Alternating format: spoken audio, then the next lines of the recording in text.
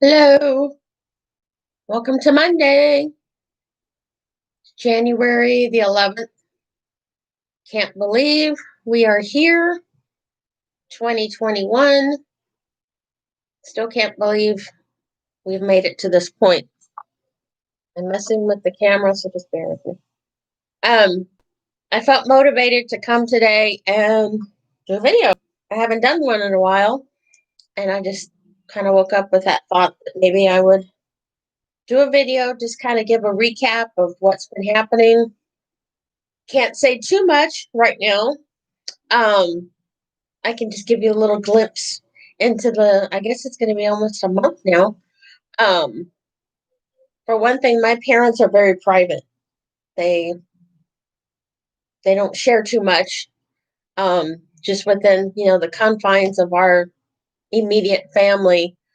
So out of respect, I got to keep that into account when I'm sharing. There's only certain things I can say, just out of respect for them, especially mom. But I can share this because her family, does know that about a month ago, I'd say it started, yeah, actually exactly a month ago. Um, we had an emergency situation here in the middle of the night. Mom woke up, well, she woke up with a really bad headache, a pain in the left side of her head, and well, actually, let me rewind. Dad wakes me up in the middle of the night and says, Mom is sick. Okay. So I've had that scenario before, and you just never know, or I just never know what I'm going to walk into, especially more asleep than awake. But yes, I did walk in to her room, and she was just in excruciating pain from the left side of her head, and was moaning, and just not a good situation. So, of course, calling 911, trying to take care of her, trying to keep dad chill, keeping him calm so he doesn't, start getting anxious or losing it on me. Um, so called 911, EMS comes, they take her to the hospital, they run tests, don't find anything, run MRI, CAT scan, everything. Um, she gets released early that morning. They bring her, thankfully, there's a transportation a third party transportation company that works with Northeast Baptist Hospital, my understanding, and luckily they brought her home. So fast forward 4 days later, in the middle of the night again, my dad comes, wakes me up, mom's sick. Okay. So immediately when I'm encountered with situations, especially with them, I have to wear different hats. So I'm also, I'm the daughter. Then I'm also at times I feel like I'm a doctor or I'm a nurse, or in this case, the EMT. I've never worked in the medical field, never been interested in the medical field, but when those situations arise, you suddenly become something that you never imagined. So at that point, flipping the switch, I'm an EMT now. Walk into the room, mom's has her hands on her chest. She's having a hard time breathing. She's feeling, she's having chest pains. Her eyes are coming out of her head. I mean, just everything is just, happening full speed. So again, I got to keep that switch on. I'm like, Lord, help me, because I got to keep it together, keep that in check. Again, I'm on the phone. Talk about multitasking. So I'm on the phone and giving dad instructions. Here, I've never used nitroglycerin before, the pills that were prescribed to mom a couple of years ago. Well, this is my first experience with them, so here we go. Giving the pill to dad. Here, dad, put it underneath her tongue, the whole thing, wait 5 minutes, putting my timer on my cell phone and just everything. Tending to her, and she's kind of coming in and out, and I'm trying to keep her engaged, talking to her, having dad holding her. He's praying. I'm giving him the task. Here, dad, You pray. So dad's praying. I'm on the phone. EMS gets here. They take her to the hospital. That was on a Thursday night. That was on the 18th, I believe. 17th or 18th. It's all a blur. But she goes, they admit her, and go there to the hospital that night to go see her. My brother takes me. Um, Little did we know, walking into the hospital, Ernie drops me off.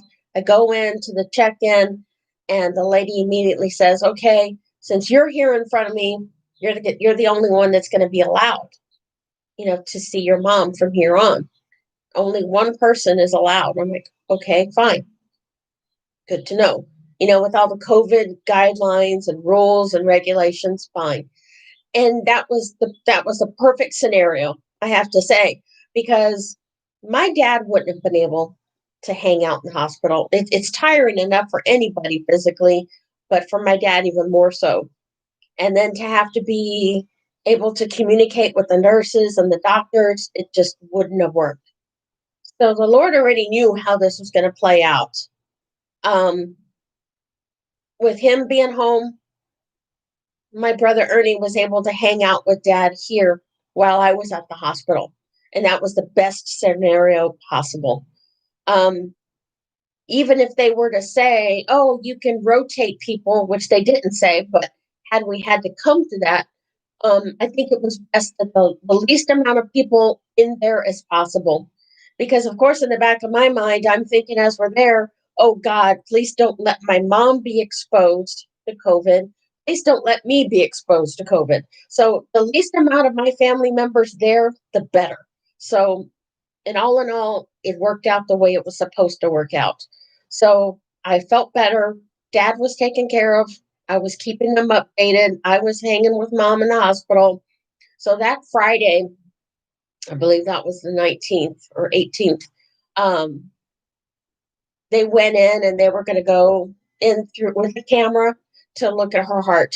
My mom has had two stents in her heart, for the last, 10 years.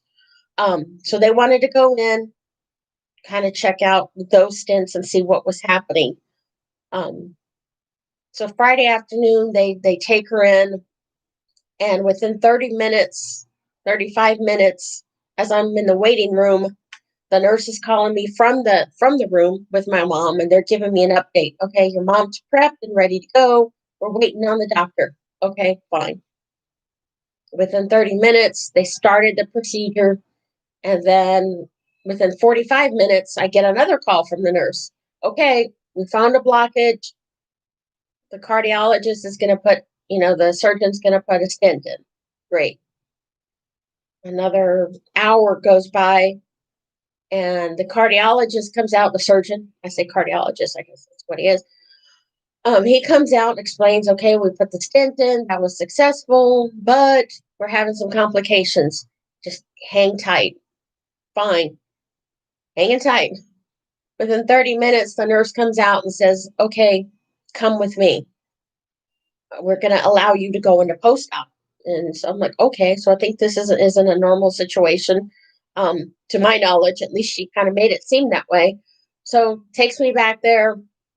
They were keeping an eye on mom because she's still having pressure in her chest. Her numbers were off. Her blood pressure was off. I mean, just various things going on at that time. So again, not knowing what I'm going to walk into, what am I going to see, when I go into post-op and see my mom. And of course, she's not looking good. Of course, you don't look good in that situation. You're hooked up to all these machines. She just had the surgery performed. So, but on top of that, these little issues that keep arising. So I'm there with her, and then the nurse is like, would step out every now and again to go check, whatever she had to do. And then my mom's getting restless. I could just see, her body is restless. It's not a good, she's just not looking good. So at that moment, I'm just, I just start praying for my mom. I just start just praying for her and just doing what I had to do, what I felt I had to do at that moment, just so so she could be, you know, in a better state of mind. you know, physically, mentally. So prayed within a couple of seconds. You see her body. I saw her body, and it just went at rest. She just relaxed. You could see just her. I just can't even explain it, but I could see it. And so she just like relaxed, and she just fell into a deep sleep. And then I was looking at the monitor, and all her monitors and everything was just coming back to normal. Everything just calmed down. And that storm, everything just literally just chilled. The nurse walks in and she's like, "Your mom is snoring." I said, "Yes, she is knocked out." And that was like, thank you, God, because you don't want to see that. You don't want to see a loved one in that, in any state where you can see that they're in pain or they're in discomfort or whatever. And I saw mom in those situations, in that within a week. It was within a week because the first one was on the 12th when she went to the ER, and then the second one was on the um, I guess that was the 17th. So yeah, within that short span, I'm seeing her in situations where it was literally an emergency. And the second time, I was like, it looks like I'm losing her. It literally looked that way. So yeah, so they're in the post-op. She's relaxed. She's sleeping. I was able to leave. She went into her room. And then the next day I show up, first thing in the morning.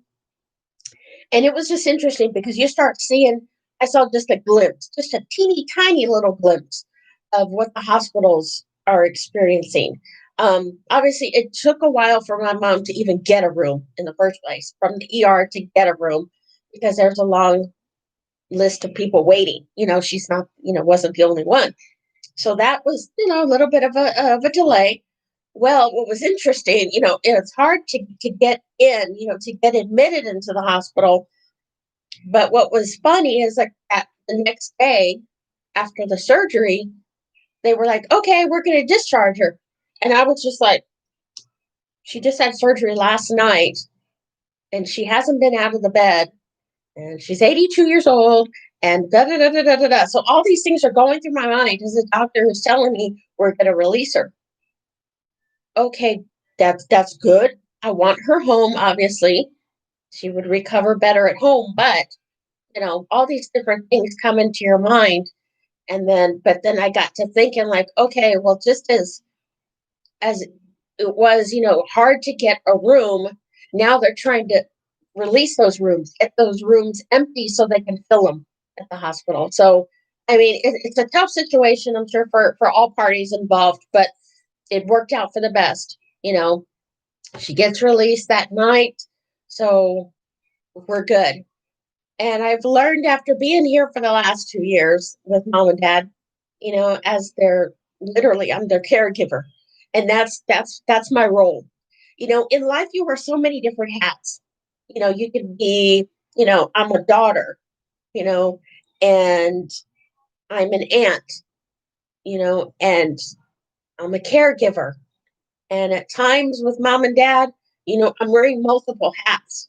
So at times I'm almost like, oh, okay, I'm a doctor, I'm a nurse, I'm an EMT, I'm an accountant. I've never learned accounting, but I'm an accountant now, bookkeeper, appointment scheduler. I mean, I could go down the list, but I think that's how it is when people have kids. Same thing. Your focus is no longer you, your focus is the well being of your kids. So you're constantly worried about your kids, what they're doing, how are they doing in school, and yada, yada, yada. Well, and I kind of, see it that way. Okay, with mom and dad, before, up until 2 years ago, it was all about me. And I remember an old boss of mine used to joke with me at work and they'd say, "It's all about you, Elo." And it was. It was all about me, because I was away. I was in Colorado doing my own thing, had my career, made it on my own, and that was fine with me. I was fine with that. But up until 2 years ago, well, obviously life happens. And then I got a purpose in life, a new purpose in life. Okay, I'm going to come home. I'm going to come back to Texas and I'm going to take care of mom and dad. Well, I didn't know what I was getting into when I said that. I said it and I meant it, but little did I know what that was all going to entail. I never wanted kids, even when I was younger. I never wanted kids. That just, I knew that just wasn't for me. Well, it's funny, I joke now because now I have two kids. I have an 85 and an 82-year-old because it's that same concept. My focus is them, their well-being. Are they healthy? you know Keeping them stress free as possible, and just everything, taking care of their meals and being an extension of their arms and legs and just name it. And that's my focus. It's no longer about me.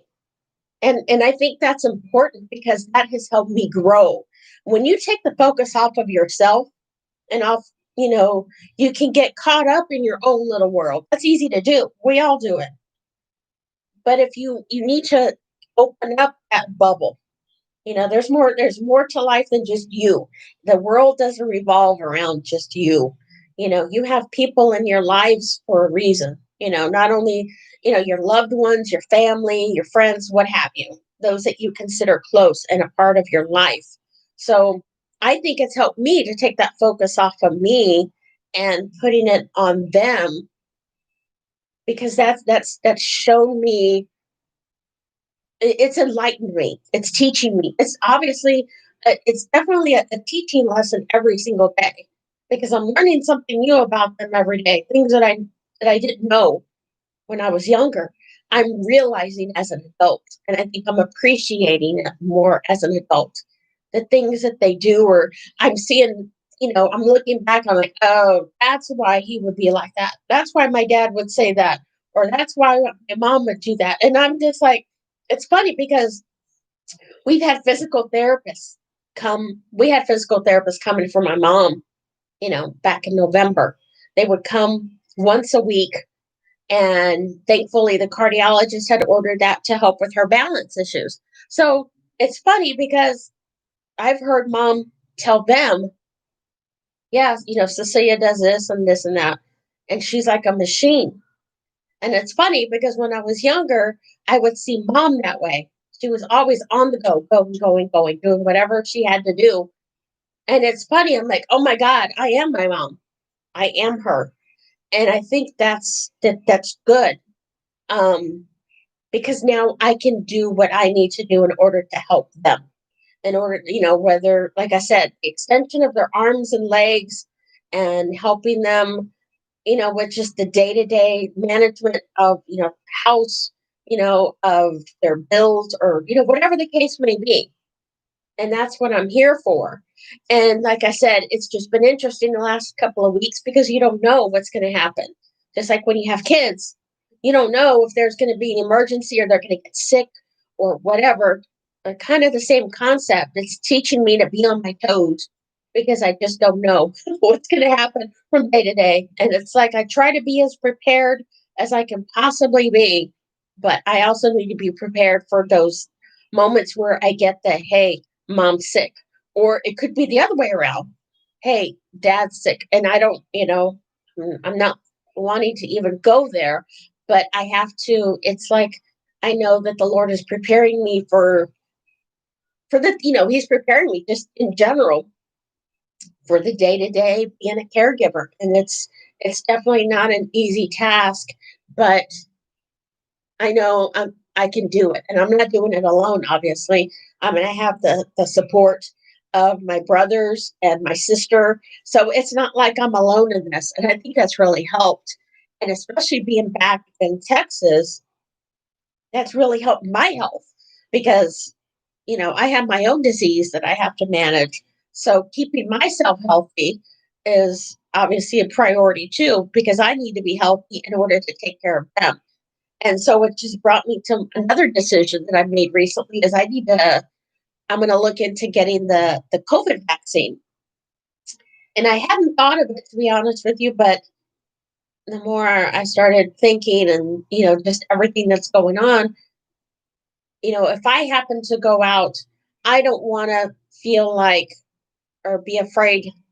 which I'll still be careful. I'm very, very careful if I do go out, but I don't want that feeling like if I get exposed, I don't want to expose them because that's going to throw everything off. So I want to take every precaution I can possibly take in order to protect myself and, obviously to protect mom and dad. So that's the next on my list of things to do, things to look into. So I'm seriously considering that. Um, but other than that, these last few weeks have been quite a roller coaster. As I mentioned, with mom, the recovery period right now is just a little slow. Obviously, I mean it's not something that's going to happen overnight, because you have to think of her age and just other medical issues that she has can kind of slow the recovery process. But all in all, she's doing awesome. And we're still, thankfully, we just started the physical therapist coming again. So they started just last week coming back. So little by little, um, we're getting her back on track. So I'm just thankful that, she is doing as well as she is. And just the doctors have been amazing. I'm thankful that, I'm able to communicate with her doctors and everything and just and I think it's big communication is big. Um, Not just with your family, with your loved ones, when you're trying to communicate with their physicians.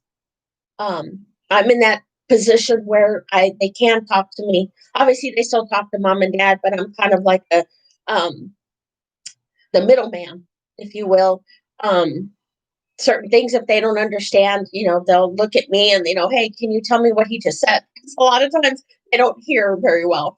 So I'm really thankful for that because you need that open communication. That has definitely helped in the day-to-day care for mom and dad. Um, and that helps me. It's educating me. Like I said, I've never worked in the medical field, never been interested, but now with the situation that I'm in right now, I'm definitely learning a lot. Learning bits and pieces of their conditions, especially mom. Thankfully, dad is in good health. For the most part, he is good, and I'm thankful that through all of this, as tough as it's been, the Lord has really held him up and giving him strength, and he's hanging in there. So I'm very thankful for that. Um, but like I said, it's definitely been a challenging season, beginning to 2021. But I wouldn't change anything for the world. Everything is working the way everything's happening the way it's supposed to, for a reason. And it's just, I'm in their world. I'm the one that's existing in their world right now. So it's definitely, like I said, it's a learning process of learning how to care for them, the best way to care for them, and the best way to care for myself as well, because that can be a challenge as well, just taking care of my own health. But thankfully, so far so good. This morning I woke up, and like I said, I had in my mind I was going to do a video, and I actually worked out earlier, so I did get on the bike and I did my resistant bands. So I called this title of this video Monday Recharge. So as long as I keep myself recharged and refreshed and just in a healthy state of mind, mentally and physically, then that's what I have to do. That's the goal every single day. Keep my mind, body, and spirit in check because I need to be in a good place so I can be prepared for what happens from day to day with mom and dad. So it's just one of those things that it's a trickle down effect. So I have to keep my focus right and not worry about what's going on outside these four walls because that's out of my control. Anything that I can control, I will do my best to control what goes on. But aside from that, if it's out of my hands, then it's out of my control and it's in the Lord's hands, basically. And so far, so good. God hasn't failed me. He hasn't failed me. If anything, he just keeps surprising me day by day on the amazing ways that he's been blessing our family, um, and blessing mom's health. Like I said, she being in that hospital, don't get me wrong, I was a little paranoid because I was afraid, of her being exposed to COVID and me being exposed while being there. Um, but I felt like we were in a safe place. We were, I felt we were in a safe place. And I'm thankful for that. I'm thankful for the care that she received, from the doctors and all the nurses that were there. I couldn't have asked for a more smoother process. So I do give Northeast Baptist Hospital props for that. Um, the nurses and everybody were awesome. They kept us all very informed. And even now with the home care physical therapy, I mean, I'm not sure how much longer we're going to have it. Probably 3 more weeks, but I'll take what we can get. That extra helping hand has definitely um, been an encouragement, not only for my mom, but me seeing the results. Me, beginning to see the results of that is amazing because I know she's going to get back to where she was. She's going to be even stronger. Um, and just and in a better place now that they have that stent in her heart. Now we're good. Now we're just taking it one day at a time, and that's all we can do. That's all I can do with mom and dad. We just got to take it one day at a time, and just try not to jump ahead and worry about what's going to happen tomorrow. I always tell mom that because she'll worry about, oh, what doctor's appointments do I have coming up, and which therapist is coming at what time and when. And I know it can be overwhelming. They can get very easily overwhelmed with things, whether it's appointments or people coming over or and just any little thing that you wouldn't imagine can be overwhelming for them. So that's also a gauge that I have to take into account with them. Um, who's coming over and are they wearing, their masks? When obviously all the therapists are wearing their masks. We're all taking the necessary precautions, but it's just really unfortunate that now in this day and age, we have to think about, or I have to think about, okay, who's coming to the house and are they wearing a mask? Because I got to protect them the best way I know possible. And I have to protect myself as well. So, unfortunately, it's one of those things. If you want to come over, you need to let me know. Basically, I think that's going to be the new rule for 2021. I need to know. And if you're coming, please wear a mask, and then we'll take the necessary precautions and whatever. And like I said, it's sad that we have to think that way, but I have to think that way because they are in my care. So, like I said, it's just one of those things that it's just amazing to me that we have to think that way. Do we have enough masks on hand? Where can I find Lysol? Because I cannot find Lysol anywhere, but I'm constantly cleaning, constantly trying, like I said, do what's in my power to protect them, protect me, and, just to make sure that we're okay. And thankfully, we are. And I'm more than grateful to God for that, because none of this would be possible without Him. I would not have been able to go through what just occurred with those in those emergency situations. I wouldn't have been able to handle it without Him. Because, like I said, I just literally felt a switch turn on, and then suddenly I'm somebody else. I took the emotions out of the picture and then it was just straight, what's the job at hand? And I think that at times I have to think that way. In order to get a task done, sometimes I have to take the emotions out and just do the job. And I say job, but at the time when you're in a situation like that, you don't have time to get emotional. You only have time to do what you think is the best, and getting instructions from EMS and 911 over the phone. I mean, it's just one of those things, but it was amazing. Like I said, it's been an amazing past 3 weeks. And I know we're going on another journey. It's a journey every single day here in the De Los Santos household, and I'm just glad that I'm here for it. I'm glad I'm here. So it's just basically taking it one day at a time, just buckling in, putting in my seatbelt, and let's go because it's about to get bumpy. So just it's almost like just being prepared. But yes, like I said, today's video, Monday recharge. Um, I hope to keep every day a recharge. That's my goal. Every day to be recharged, to renew my mind, to read more, educate myself more, to try to gain more wisdom, because all of that is going to help me. All of that is my strength, and it boosts, my creativity. It boosts my confidence, my energy. I mean, just in every aspect of my life, I need that. And that's my outlet. The reading, the writing, the working out, everything. It's so important to me. And I'm just grateful that I'm here, that I have this opportunity to experience this. So I just hope to keep y'all updated, um, on the journeys and the adventures of the De Los Santos household. I thank you for your time. Welcome to my channel. I look forward to seeing you again. Thank you and have a blessed week. Thank you. Bye bye.